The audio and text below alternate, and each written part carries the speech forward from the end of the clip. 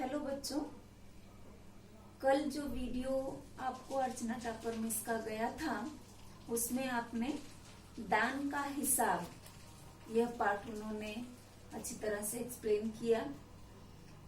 आज मैं आपको इसी पाठ दान का हिसाब का एक्सरसाइज जो प्रश्न उत्तर दिए गए हैं उनके उत्तर डिस्कस करूंगी आपसे, ताकि जब मैं वर्कशीट भेजूंगी तो आपको आंसर लिखने में आसानी हो, आपको समझ में आए कि इस प्रश्न के उत्तर में क्या लिखना है। जैसे कहानी से पेज नंबर 59, आप भी टेक्स्ट बुक खोल सकते हो मेरे साथ, तो आपको समझ में आएगा कि मैं कहाँ बता रही हूँ। कहानी से का पहला प्रश्न है, राजा किसी को भी दान क्यों नहीं देना चाहता था। कहानी आपने सुनी कि राजा अपने शान शौक के लिए तो बहुत खर्चा करता था, पर कंजूस था।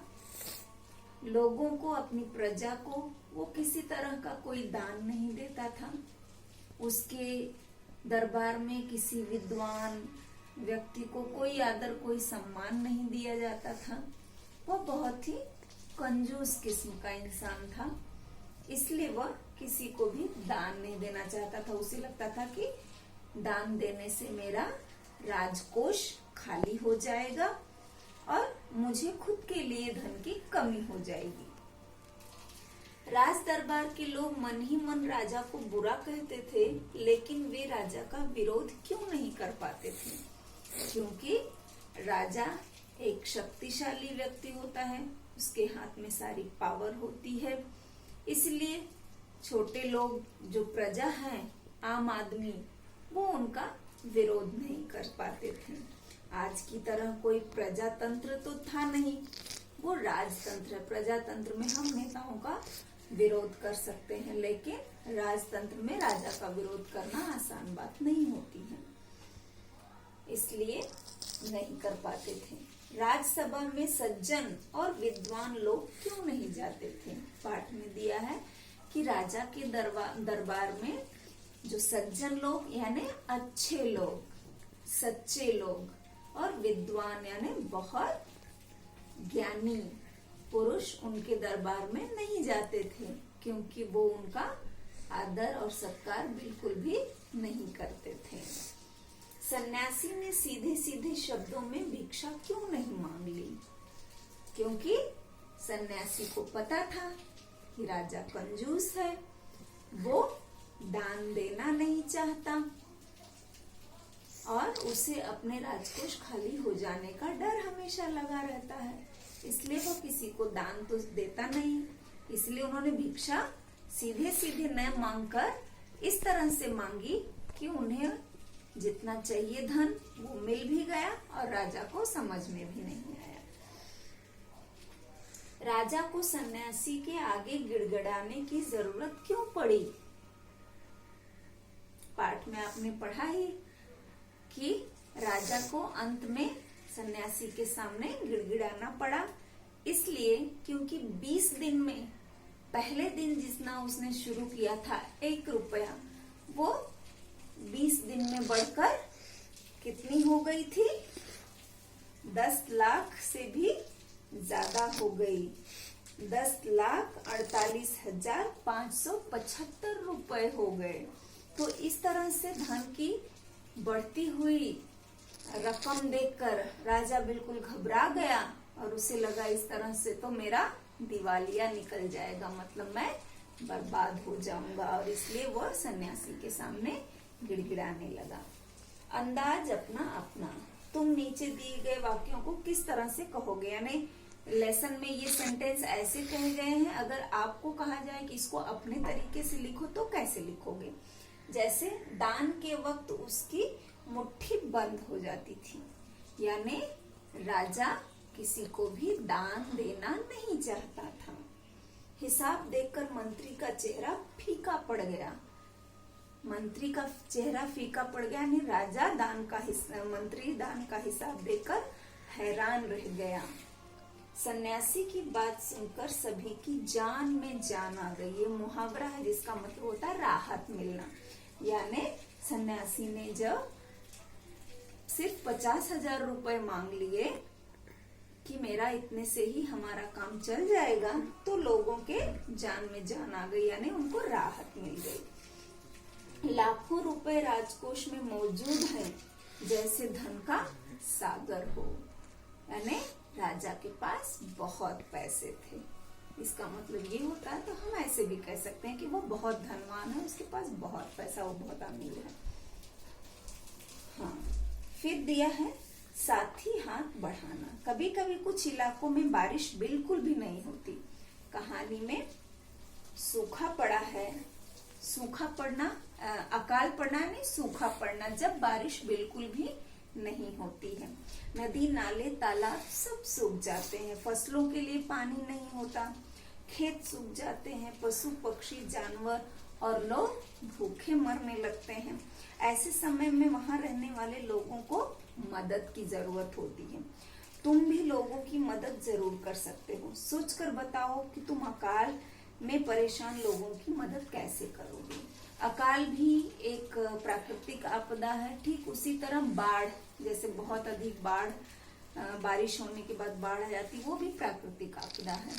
तो जैसे पिछले साल कोल्हापुर, सांगली, ऐसे इलाकों में बहुत बाढ़ आई थी, शहर के शहर बर्बाद हो गए थे। वहां के लिए हमारे स्कूल के बच्चों ने पैसे जमा किए थे और कलेक्टर के जरिए उन लोगों की मदद के लिए भेजा था। तो आप भी, अब जैसे कहीं सूखा पड़ा है, तो इस तरह से हम अपने स्कूल में, कॉलोनी में बच्चे थोड़े थोड़े ही पैसे जमा करके उनकी मदद की जा सकती है, कर सकते हैं। उसके बाद नेक्स्ट पेज पे दिया है जिम्मेदारी अपनी अपनी। तुम्हारे विचार से राज दरबार में किसकी क्या क्या जिम्मेदारी होगी। मंत्री और भंडारी। मंत्री यानी जो राजा को उसके राजकाज चलाने में राय देता है, सलाह देता है, मशविरा देता है। और भंडारी यानी जो राजकोष संभालता है। कर्ण जैसा दानी। सभी ने कहा हमारे महाराज कर्ण जैसे ही दानी हैं। महाभारत आपने देखी होगी टीवी पर, जब से लॉकडाउन हुआ है कई बार महाभारत आ चुकी है, बच्चों को अच्छी भी लग रही है। दानवीर कर्ण के बारे में पिछले वीडियो में मिस ने बहुत एक्सप्लेन भी किया आपको। तो कर्ण के बारे में आप काफी कुछ जानते हैं। कर्ण कौन थे? कर्ण कौन थे? कर्ण एक बहुत ही वीर अर्जुन के बराबर के धनुर्धारी थे और पांचों पांडवों के ज्येष्ठ भ्राता थे। कर्ण जैसे दानी का क्या मतलब है? जो जिनके उनके पास जो भी है वो अगर कोई मांग लेता है तो वो उसे दान में देने के लिए तैयार हो जाए, उसको कर्ण जैसा दानी कहते हैं। दान क्या होता है? दान मतलब जरूरतमंदों को अपने पास की वस्तु, धन या कोई भी चीज जिसको जरूरत है उसको देना, मतलब दान। किन किन कारणों से लोग दान करते हैं? जिनके पास बहुत धन होता है, दान करने की इच्छा होती है, या धर्म करने के लिए, अच्छे काम करने के लिए, समाज में नाम कमाने के लिए लोग दान करते हैं।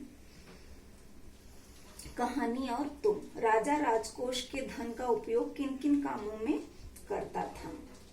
ऐसा पाठ में दिया है कि राजा अपने शान शौक के लिए, अपने लकदक कपड़े, अपने इत्र, गुलाब यानी महल की सजावट, इन सब चीजों में ज्यादा ही खर्च करता था। तुम्हारे घर में जो पैसा आता है वो कहाँ कहाँ खर्च होता है पता करके लिखो, यानी आपके घर में पैसे कहाँ कहाँ खर्च होते हैं। अकाल के समय लोग राजा से कौन कौन से काम करवाना चाहते थे? लोग चाहते थे कि राजा उनकी मदद करें, जो परेशान हैं उनके लिए धन, अनाज आदि की व्यवस्था करें, पानी की व्यवस्था करें। तुम अपने स्कूल या इलाके में क्या क्या काम करवाना चाहते हो? कोई बात नहीं, इस प्रश्न का उत्तर तुम छोड़ भी सकते हो। कैसा राजा? राजा किसी को दान देना पसंद नहीं करता था। तुम्हारे विचार से राजा सही था या गलत? बिल्कुल गलत था। राजा का ये फर्ज है कि वो लोगों की मदद करे और उसका कारण भी लिखो। राजा दान देने के अलावा और किन किन तरीकों से लोगों की मदद कर सकता था?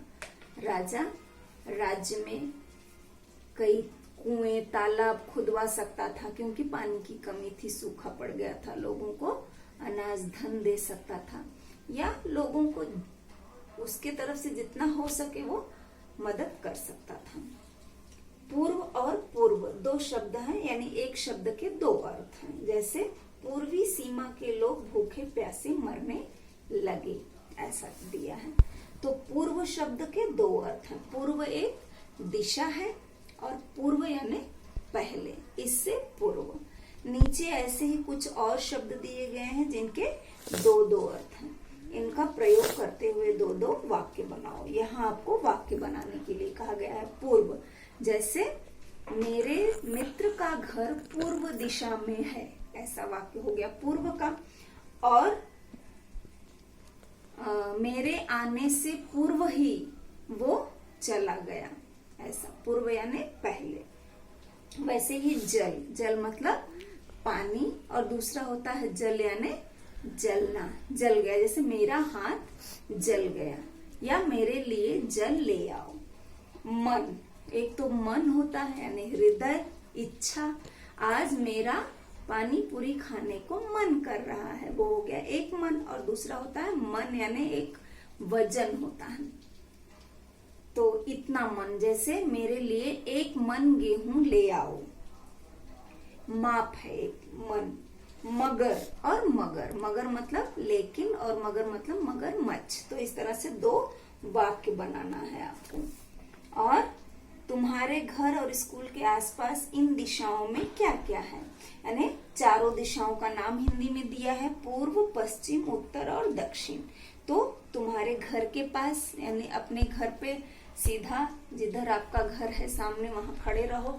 सामने क्या है वो लिखो, पीछे यानी पश्चिम में, उत्तर में और दक्षिण में क्या है वो लिखना है। और तुम्हारे स्कूल को इमेजिन करो, सामने से आपका स्कूल है, उसके सामने क्या है, पीछे क्या है, इस तरफ क्या है, वो आपको इस कॉलम में लिखना है। तो इस तरह से आपका ये एक्सरसाइज जो लेसन का है वो कंप्लीट होता है। और आपको ये एक्सरसाइज एक बार पूरी तरह से देख लेना है, जो समझ में आए वो करो। और इसी से रिलेटेड मैं आपको वर्कशीट भेजूंगी, वो आपको सॉल्व करना है। ओके।